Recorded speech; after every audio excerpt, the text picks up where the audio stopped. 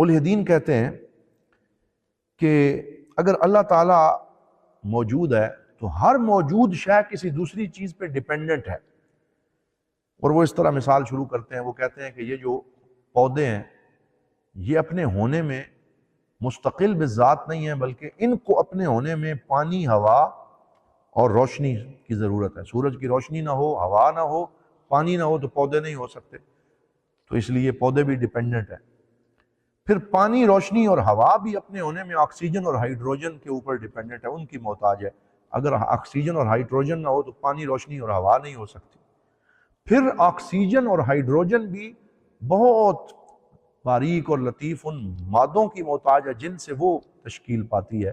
تو جب ہر شے دوسری پہ انحصار کرتی ہے تو پھر تم یہ کیسے کہہ سکتے ہو کہ اللہ رب العزت مستقل بذات ہے اور وہ اس طریقے سے بات کرتے ہیں؟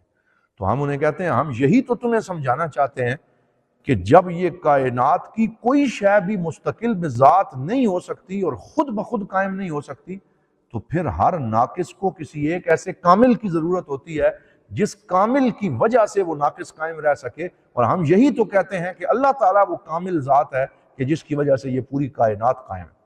اور اس کی ایک مثال کئی دفعہ ہم نے اپنے لیکچرز میں عرض کیا کہ آپ ایک ایسی کرسی لے کے آئیں جس کی صرف 2 ٹانگیں ہیں اور آپ اس کو کھڑا کرنے کی کوشش کریں تو وہ خود بخود کھڑی نہیں ہو سکے گی، بلکہ آپ کو ایک اور چیئر یا کوئی ایک اور ٹیک اور سہارا دینا پڑے گا. آپ دوسری چیئر لے کے آئیں، اس کی بھی 2 ٹانگیں ہوں، پھر آپ ان دونوں کو کھڑا کرنا چاہیں وہ دونوں دھڑام سے نیچے آ گریں گے. آپ تیسری کرسی لے آئیں صرف 2 ٹانگوں والی، تو اس کے ساتھ ان 2 کو ٹیک لگوائیں، وہ تیسری بھی گر جائے گی.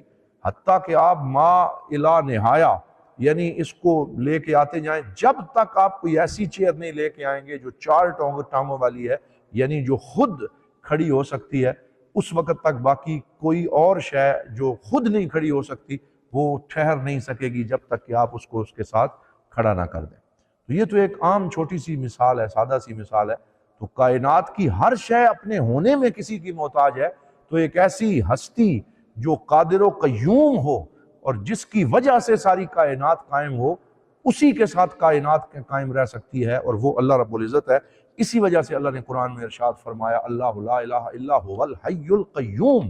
اللہ قیوم ہے، اور قیوم وہ ہے جس کے ساتھ کائنات کی ہر شے قائم ہو، جو خود اپنی ذات کے ساتھ قائم ہے اور باقی سب اس کی ذات کی وجہ سے قائم ہے. اسی کو قیوم کہا جاتا ہے. جو اپنے ہونے میں کسی کا محتاج نہ ہو اور سارے اس کے محتاج ہوں، اسے قیوم کہا جاتا ہے.